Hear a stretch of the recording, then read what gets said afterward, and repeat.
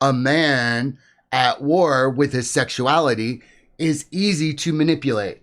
He's easy to shame, easy to control.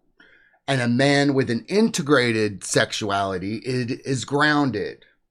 He's not chasing, he's not hiding, he's not pretending, he is whole.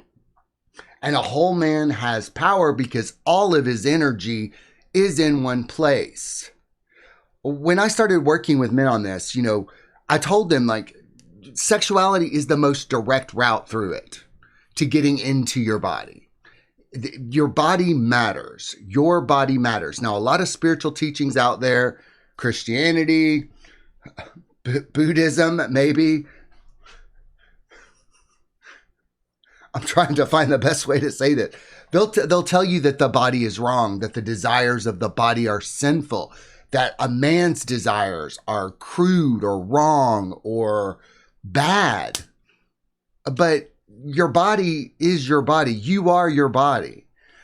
When you separate yourself from your body, New Age does this, Christianity does this, a lot of spiritual practices do this. And it seems logical at first. Like, let's just separate, okay? So, there might be an overemphasis on out-of-body experiences.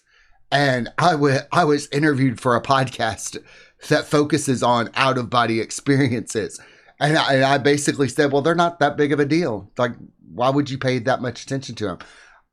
He didn't post that episode because it went against all of that thinking that the body is something distasteful. Now, a lot of this comes from people who feel like if they give in to their desires, they'll be uncontrollable, that they'll turn into animals. So it's more pure to be all up in the mind and separate from the body. But how's that working out for people? How'd it work out for me? Not very well. Not very well. So today we are going to talk about sexual integration for men and why it is so very, very important. Now, part of my story is my shame about my sexuality led me to semen retention communities. And the crazy thing is that I bought into that stuff. I did, because it hit that sweet spot of where I was in regards to shame. I was close to somebody who was addicted to porn, and I saw what a mess he was. So it was like, yeah, okay. So I won't come for a while. I just won't come. I'll try that out. But all that did was further divide me. Like, it felt good while I was doing it. I felt powerful, but it turned out all that is just ego inflation, and that you don't get any power from holding on to your semen. You get power. That power is the ego being inflated. You feel, when the ego inflates, it feels good until it doesn't. When you recognize it as ego inflation, it starts to feel pretty terrible. So sexual integration is something that hardly anybody thinks is necessary or important, because they've divided their sexuality from their spirituality, or their sexuality from their workplace. This is about wholeness. This is about integrating it all, so that you're no longer ashamed of it. Hey, but it doesn't mean that you need to go into your workplace wearing a jockstrap that says fuck on it.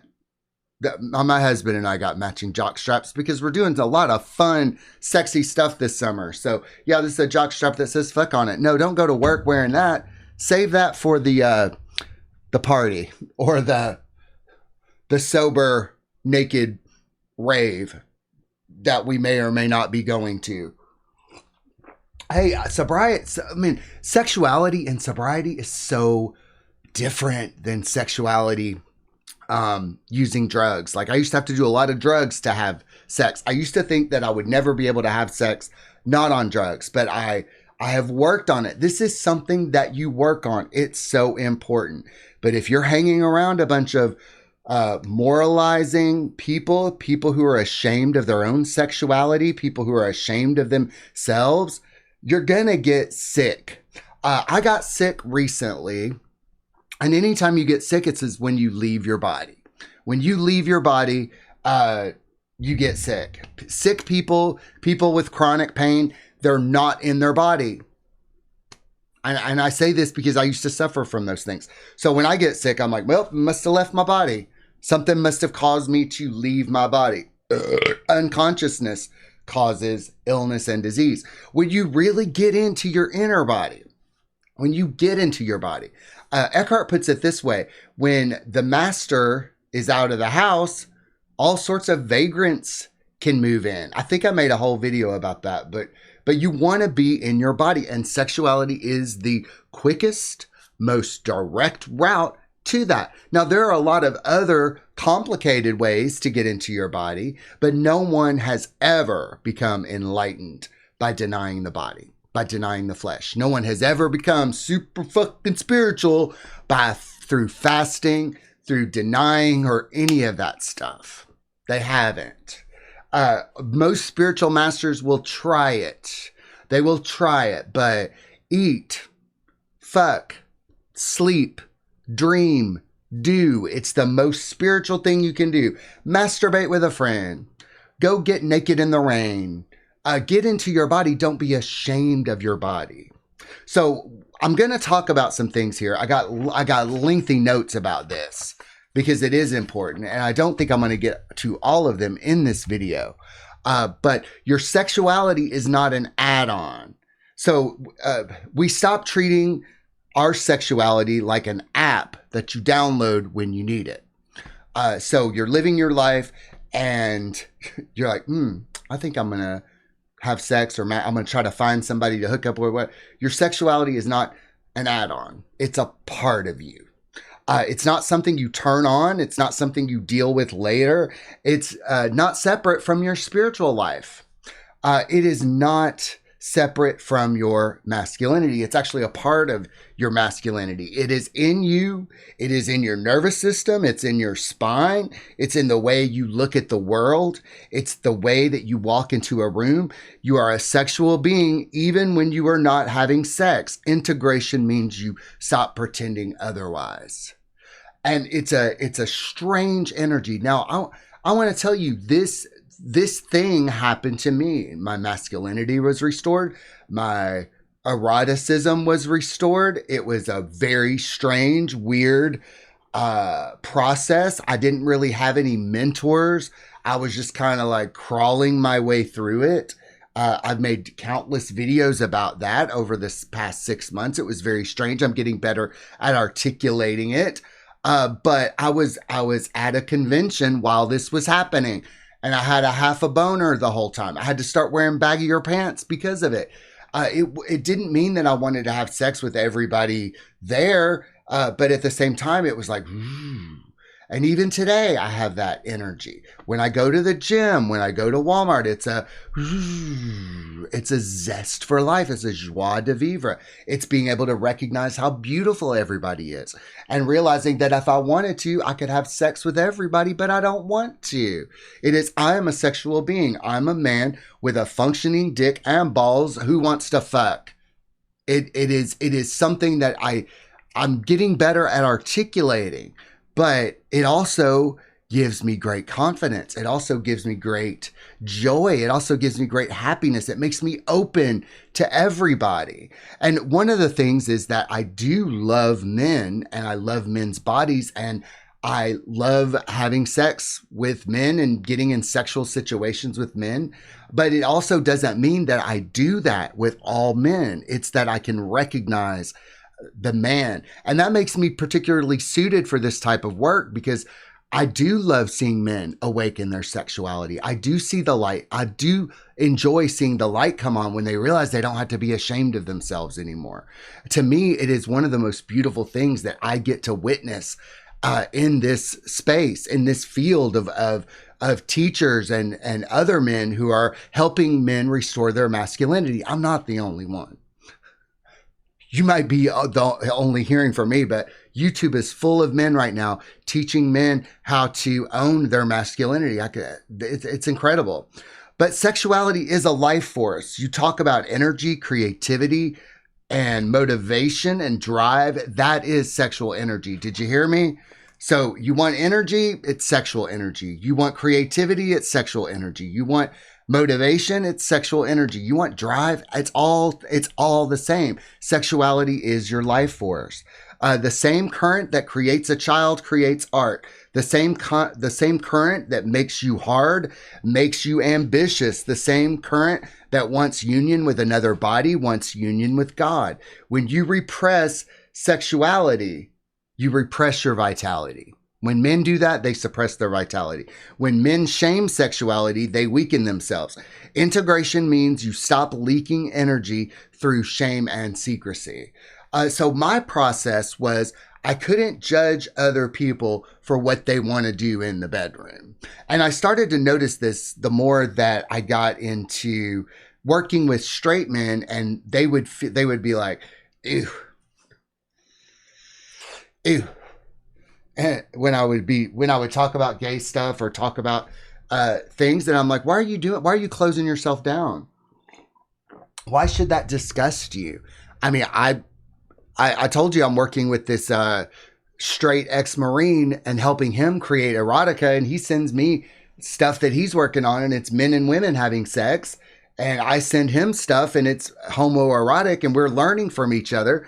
I don't go, ew, this is straight. I don't do that. I don't do that because I know that that's going to close that down. So I got very curious about this. So let me tell you a story about my straight friend, Chad. When I was, this was kind of in the mid 2000s. God, it's hard to believe this was 20 years ago.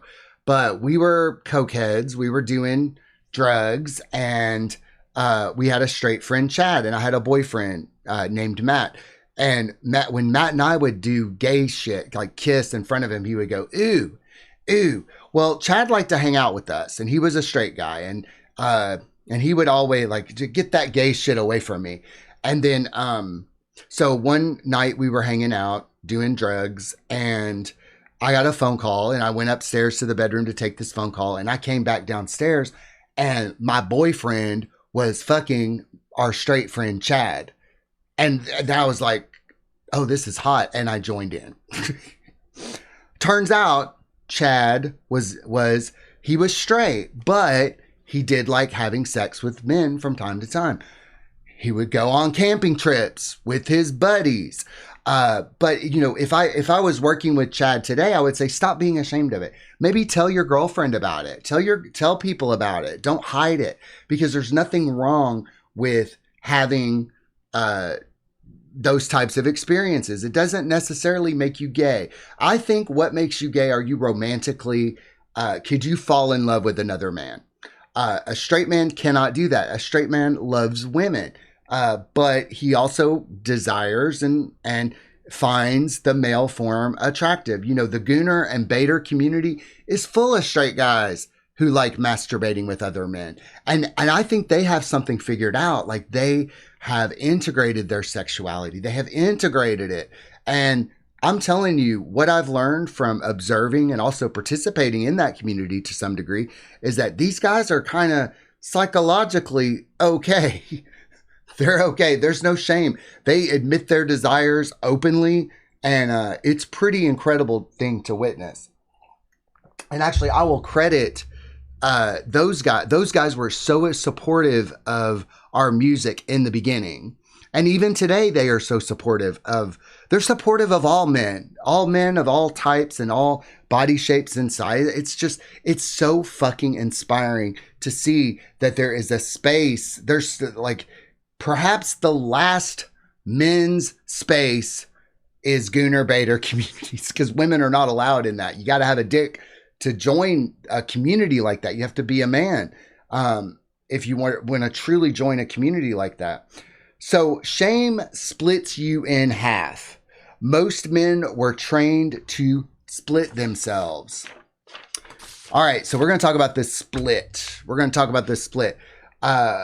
There's a public self and a private self. That's a split.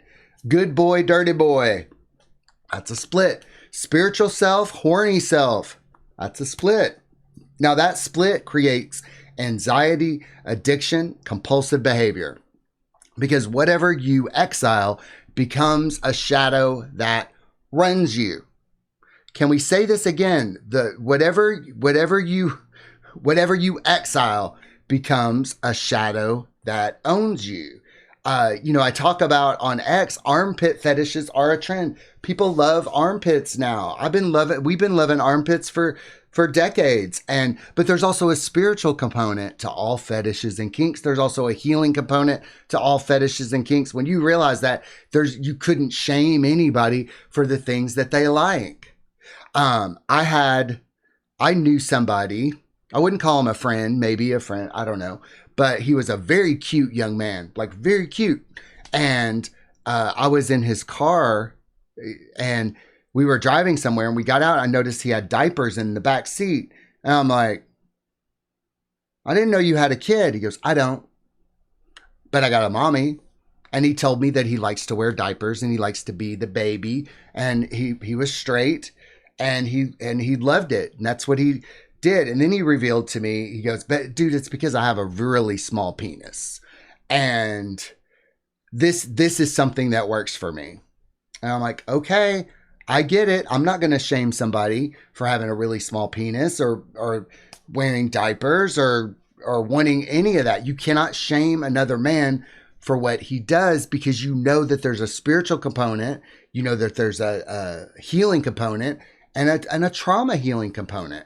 And a childhood trauma healing component. So you really can't shame people for the things that they like sexually because it's not necessarily up to them what they like sexually. That shit gets turned on. If you want to know more about that, please do some research around it because the fact that God gave people kinks is amazing because you get to engage with your wounds and your scars and your trauma in a way that it's quite profound, isn't it? The more conscious I become, the more amazed I am at how brilliant and perfect we are. Actually, the whole thing. Nothing here is broken. And actually nothing here needs a name either. Because whatever you exile becomes a shadow that run you. When you say this part of me is not allowed, it does not disappear. It goes underground and becomes compulsive. Integration means bringing it back into the light without dramatizing it. So some people like doms. Some people like dom being dominated. And on X the other day, I caused a little bit of controversy because some guy said he didn't feel comfortable being a dom. And I said, all you got to do is call them names. You got to tell them, stop being a sissy. You got to step on them. You got to treat them like furniture. It can be being a dom can be very healing. Merrick was having trouble. Merrick was like, I think I want to be a dom. And I'm like, okay, well, the best way to do it is to just imagine that you're talking to your dad. Shut the fuck up. And as soon as I made the connection that being dominant, I could actually work through a lot of stuff. I could just pretend like I'm talking to my dad. And it helps the other person. Now, why would somebody be submissive? Well, they have a lot of power in their life. They want to be treated poorly, at least because when you have a lot of power, when you're successful, everybody's a fucking sycophant. Everybody, I've been successful in areas of my life and everybody wants to be your friend. Everybody wants to do whatever you want. And if you have that experience in your life, sometimes you just want to be tied to a chair and called names while you're wearing your underwear or a fuck jock strap. I mean, come on. It's not separate from you. You can't shame people for these things. If you shame other people, that causes a split. This is really leaning into accept all, reject none. One thing I want to say, and I'm not going to go through this whole thing. There's a whole fucking notes about sexual integration. But you are not your urges, but they are yours. This is important. Integration is not indulgence. It is ownership. You do not become ruled by desire. You become aware of desire. You feel it rise in your body. You breathe with it. You do not panic. You do not moralize. You do not collapse. You realize this is mine. When a man is unashamed of his sexuality, he is no longer controlled by it. Now that's the paradox. And I want to spend the rest of the video talking about this. Like, I can see a hot guy and I can imagine what it would be like to suck his dick or fuck him or even get fucked by him. I can imagine that. Doesn't mean I have to do it. I can own that desire. I can cherish that desire. I can be amazed at that desire. Like, what is this strange feeling that comes over me that I want to be tied to a chair and called names by this guy? But the paradox is, if you're not ashamed of it, you're no longer controlled by it. But if I was ashamed of that desire, I would perhaps get his number, say, don't tell my husband, secretly text him, and then cheat on my husband. Anybody who cheats on anybody else is ashamed of their sexuality. Let me say that again. Anybody who cheats is ashamed of their sexuality. And I know there's a lot of propaganda and brainwashing around all of this, because if you can control a man's sexuality, he is controlled. And so you're not going to be getting true sex education conversations in schools or universities, because the powers that be feel like people need to be controlled. And they don't. Conscious people don't need to be controlled. So the more conscious you become, more gets revealed to you.